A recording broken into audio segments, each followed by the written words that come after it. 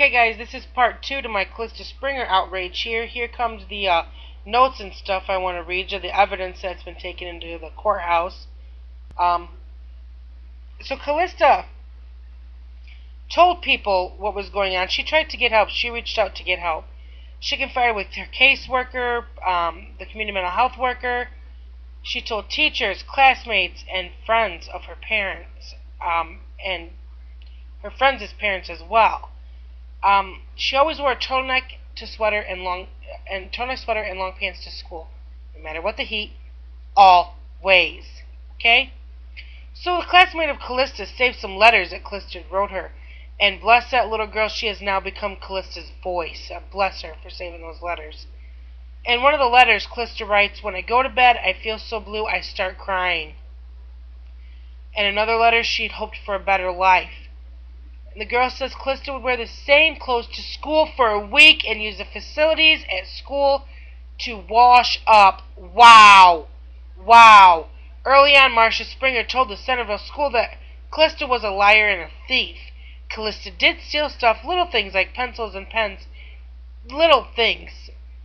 I mean, she did, but she also admitted to stealing things she never took. That came straight from the school itself. Diane Canfias, the counselor there, said there were many little things she took that she was accused of taking and admitted to, but she didn't. Well, her classmates came up with an idea for having a party for her to give her some little things, and she asked for normal things kids would ask for, like pens, pencils, markers, folders, jewelry. But the saddest thing Calista asked for was a new family, a new life, and more friends. Wow.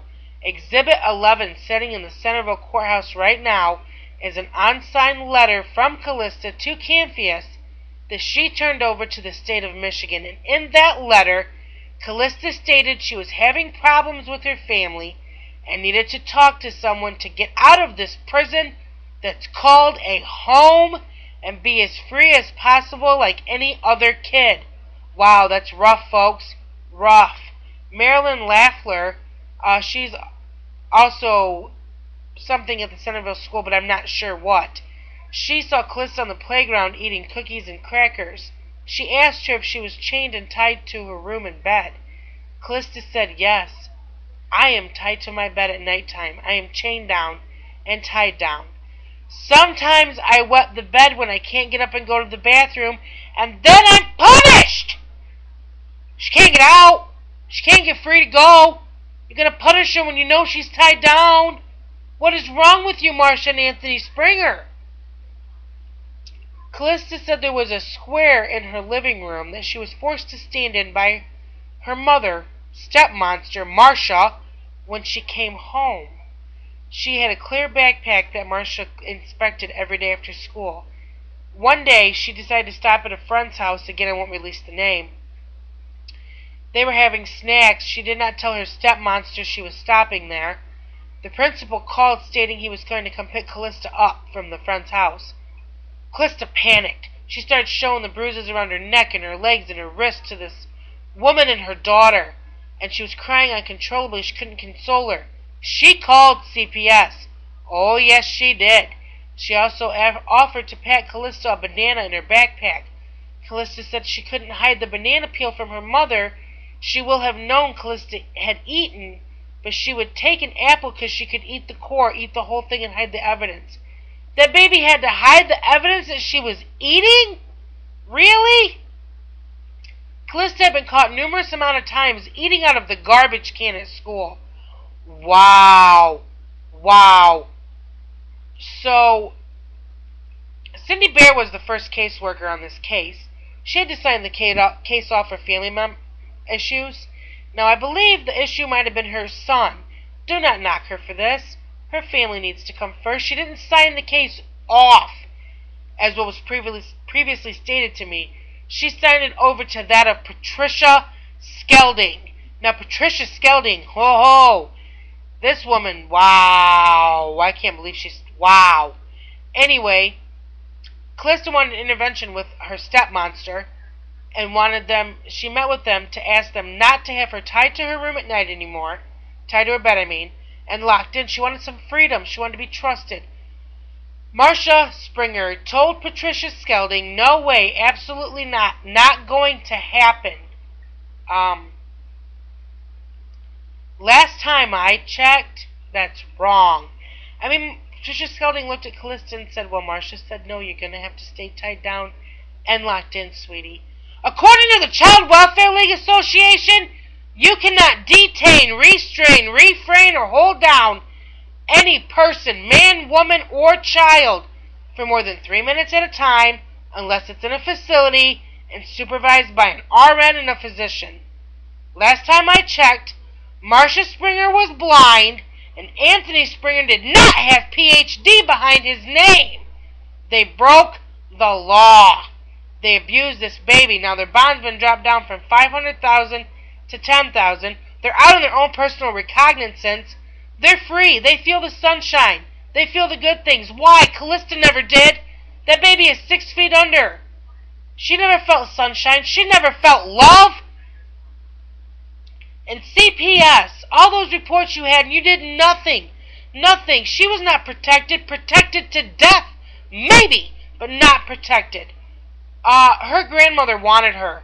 She would have taken her. So if CPS tries saying, well, there was nowhere we could place her, no available homes, bull! Grandmother wanted her. Bet you money Norma would have taken her if Norma would have known.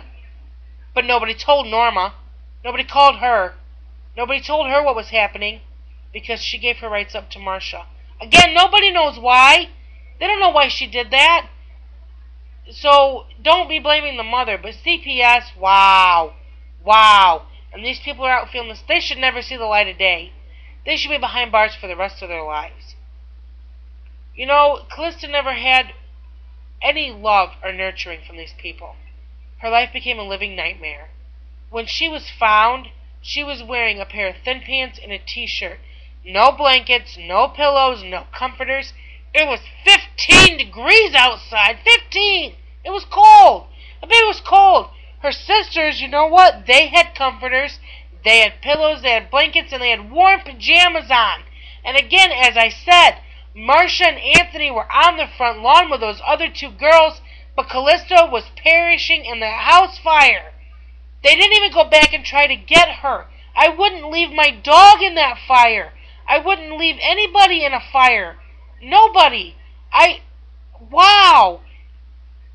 And those of you who think the people didn't do anything, they closed their eyes. Teachers called, parents called, grandparents called, aunts and uncles called, neighbors called, friends of hers called. Everybody called CPS, and CPS, Patricia Skelding of Centerville County, St. Joe County, Centerville, Michigan, Child Protective Services did nothing. They were told to stop calling. There were too many reports made on that family. Really?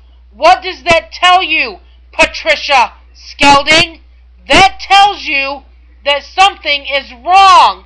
You will take a child, Bradley Miller Jr., away from his father for getting out of his home one time and put him in a place where he has been abused and escaped from that facility as well, but you're going to let a child suffocate to death in a house full of smoke after numerous reports, and you tell people to stop calling. Protected to death in the state of Michigan. These laws have to change, folks. Please help us. Help us help our children, please. I'm begging you.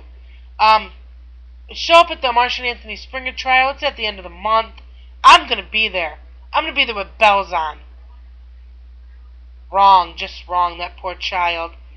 My heart goes out to you, Norma, and Anthony Springer's mother, and the family members who tried to save this baby, and the people who tried. That's all I have to say. I have to go. I'll see you in the morning.